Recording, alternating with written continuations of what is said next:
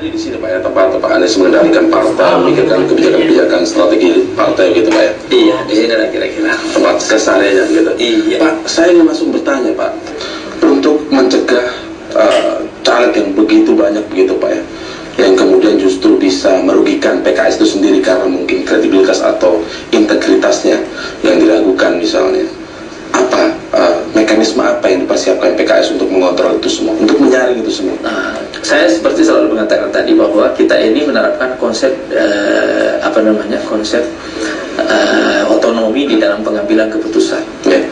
Jadi kandidat calon anggota legislatif kita itu diusulkan dari bawah, gitu ya. Yeah. Diusulkan dari daerah pemilihannya dulu. Gitu. Nah, atas dasar usulan inilah baru kita mulai melakukan seleksi kepada mereka yang sudah diusulkan itu. Gitu. Sehingga kita memastikan terlebih dahulu bahwa semua nama-nama calon ini adalah berasal dari usulan grassroots kita sendiri, arus bawah. Dan alhamdulillah dengan cara seperti ini, mekanisme seleksi kami itu relatif lebih sederhana. Lebih sederhana dalam pengertian karena kita bisa mengetahui dari awal harapan dan keinginan dari kader-kader kita di bawah. Dan mudah diawasi begitu ya? Dan mudah diawasi, lebih gampang diawasi. Dan ini juga membuat pekerjaan kami di DPP jauh lebih ringan gitu.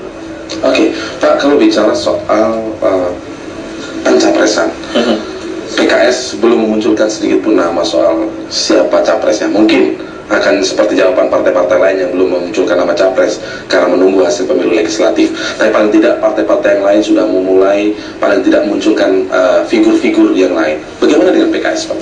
Saya sudah terlibat dalam politik ini sejak awal reformasi ya. Dan sepanjang pengalaman saya bisa mengambil satu kesimpulan bahwa politik Indonesia itu adalah salah satu politik yang paling unpredictable, paling susah diprediksi. Saya kira termasuk juga nanti dalam urusan pencapresan ya. Kita akan menyaksikan menurut saya hal-hal yang tidak terduga pada bulan-bulan yang akan datang. Dan saya kira karena kita menyisakan ruang untuk hal-hal yang tidak terduga inilah, kita di PKS tidak berani untuk terlalu terburu-buru untuk menetapkan calon presiden itu. Walaupun ini terus-menerus kita bahas di dalam, tetapi kita menyisakan ruang untuk hal-hal yang tidak terduga dulu itu. Walaupun hanya sekedar memunculkan figur-figur, tidak hanya satu figur, misalnya beberapa figur yang potensial menjadi capres bagi PKS. Kita terus membahasnya. Sekarang ini ada tim di DPP yang sudah dibentuk sejak beberapa bulan yang lalu dan terus-menerus bekerja, tetapi kita perlu melihat momentum. Menurut saya yang menentukannya nanti itu momentum, dan momentum itu memang tidak harus pemilu legislatif. Momentum itu ada deadline-nya tidak bagi PKS? Kita lihat momentumnya karena tidak kembali kepada bulan, tetapi kembali kepada situasi makro. Gitu kan? Pak, tapi itu kan kalau kemudian menyisakan ruang yang tidak terduga karena politik Indonesia adalah unpredictable, itu kan sudut pandangnya adalah strategi partai, tapi sudut pandang bagi masyarakat pemilih, Pak, bagaimana tanggung jawab PKS secara moral misalnya agar masyarakat kita tidak memilih kucing dalam karung lagi? Saya kira memang itu satu alasan yang mengharuskan partai-partai mempercepat ya. Tapi sebenarnya alat media sekarang ini kan memungkinkan terjadinya sosialisasi yang sangat masif dalam waktu singkat.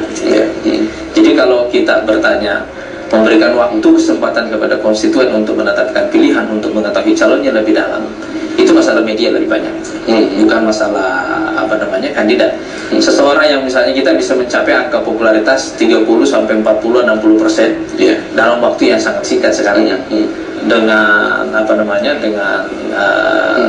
jangkauan media yang begitu luas, khususnya televisi. Jadi dari sisi itu saya tidak terlalu punya kekhawatiran itu. Tetapi yang lebih penting buat kami pertimbangkan di PKS itu justru adalah momentum. Momentum begitu Pak? Iya. Berarti sudut pandangnya tetap soal momentum politiknya. Momentum politiknya itu. Karena pada dasarnya seseorang itu dipilih bukan karena dia lebih bagus daripada yang lain, tetapi dialah yang paling tepat bagi zamannya. Baik, terima kasih Pak Anies atas waktunya. Semoga PKS bisa berkontribusi lebih banyak lagi bagi Indonesia 5 tahun ke depan. Dan pemirsa, itulah perbincangan saya dengan Presiden PKS Anies Mata. Semoga bisa menjadi referensi Anda dalam memilih dalam pemilu 2014 nanti. Terima kasih Pak Anies. Assalamualaikum. Assalamualaikum warahmatullahi wabarakatuh.